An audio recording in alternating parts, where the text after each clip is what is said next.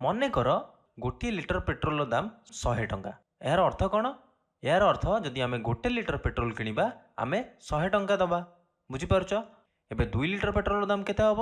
100 ଗୁଣନ 2, 200 ଟଙ୍କା। 3 ଲିଟର ପେଟ୍ରୋଲର ଦାମ କେତେ ହେବ? 100 ଗୁଣନ 3, 300 ଟଙ୍କା। ଏବେ 4 ଲିଟର ପେଟ୍ରୋଲର ଦାମ 400 ଟଙ୍କା ହେବ। 100ରେ 4 ଗୁଣିବା 400 ଟଙ୍କା। ଏଠି ପେଟ୍ରୋଲର ପରିମାଣ ଯଦି ବଢ଼ୁଛି ସେତେବେଳେ ପେଟ୍ରୋଲର ଦାମ ବି ବଢ଼ୁଛି। ପେଟ୍ରୋଲର ପରିମାଣ କମିଲେ ପେଟ୍ରୋଲର ଦାମ ବି କମିବ। ଯେତେ ଲିଟର ଆମେ ପେଟ୍ରୋଲ କିଣିବା ସେତେ ଅଧିକା ପଇସା ଦେବା। ତେଣୁ ପେଟ୍ରୋଲର ପରିମାଣକୁ ଆମେ କହିପାରିବା ସ୍ୱାଧୀନ ଚଳ। କାହିଁକି?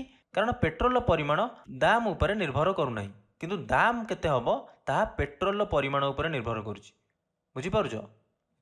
ତେଣୁ ପେଟ୍ରୋଲର ପରିମାଣକୁ ସ୍ୱାଧୀନ ଚଳ କହିପାରିବା ଏବଂ ପେଟ୍ରୋଲର ଦାମକୁ ଆମେ କହିବା ସାପେକ୍ଷ ଚଳ। ଅର୍ଥାତ୍ ପେଟ୍ରୋଲର ଦାମ ନିର୍ଭର କରୁଛି ପେଟ୍ରୋଲର ପରିମାଣ ଉପରେ। ତେଣୁ ଏବେ ଆମେ ଏ ତଥ୍ୟକୁ ନେଇ ଗୋଟେ ଲେଖଚିତ୍ର ବନେଇକି ଦେଖିବା। ଆମ ପାଖରେ ତଥ୍ୟ ଅଛି ପେଟ୍ରୋଲର ଦାମ ଏବଂ ପେଟ୍ରୋଲର ପରିମାଣ। ତେଣୁ ମୁଁ ଗୋଟେ ପ୍ରଥମେ ସାରଣୀ ବନେଇଲି, ପେଟ୍ରୋଲର ପରିମାଣ ଲେଖିଲି 1, 2, 3, 4 ଏବଂ ସେହି ଅନୁଯାୟୀ ପେଟ୍ରୋଲର ଦାମ ବି ଲେଖିଲି।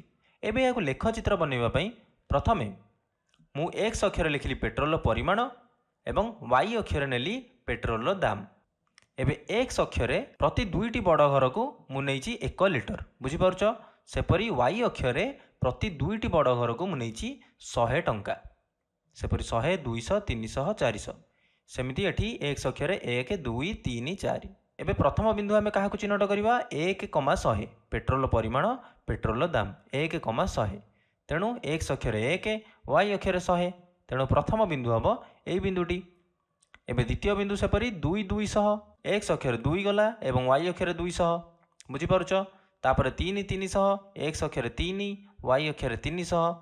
ଏଇ ବିନ୍ଦୁଟି ହେବ 4, 400 ପାଇଁ x ଅକ୍ଷରେ 4 ଯିବା ଏବଂ y ଅକ୍ଷରେ 400 ଯିବା ଏବଂ ପାଇଲେ ଏଇ ବିନ୍ଦୁଟି। ଏବେ ପିଲାମାନେ এই ବିନ୍ଦୁ ଚାରୋଟିକୁ ଯଦି ଆମେ ଯୋଡ଼ିବା ଆମେ ଦେଖିବା ଏ ଚାରୋଟି ଯାକ ବିନ୍ଦୁ ଗୋଟେ ସରଳ ରେଖାରେ ଅଛନ୍ତି। ବୁଝିପାରୁଛ? ତେଣୁ ଏପରି ଲେଖଚିତ୍ରକୁ ଆମେ କହିପାରିବା ସରଳ ରେଖୀୟ ଲେଖଚିତ୍ର। ବୁଝିପାରୁଛ? ଏହାକୁ ଆମେ କହିବା ସରଳ ରେଖୀୟ ଲେଖଚିତ୍ର। ଏଭଳି ଲେଖଚିତ୍ର କେତେବେଳେ ହେବ? ଯେତେବେଳେ ଦୁଇଟି ଯାକ ଚଳ ମଧ୍ୟରୁ ଗୋଟିଏ ଚଳ ସ୍ୱାଧୀନ ଚଳ ଥିବ ଏବଂ ଆଉ ଗୋଟେ ଚଳ ସାପେକ୍ଷ ଚଳ ଥିବ। ଗୋଟିଏ ଚଳ ଆଉ ଗୋଟେ ଚଳ ଉପରେ ନିର୍ଭର କରୁଥିବ। ସେତେବେଳେ ଆମେ ସରଳ ରେଖୀୟ ଲେଖଚିତ୍ର ପାଇବା।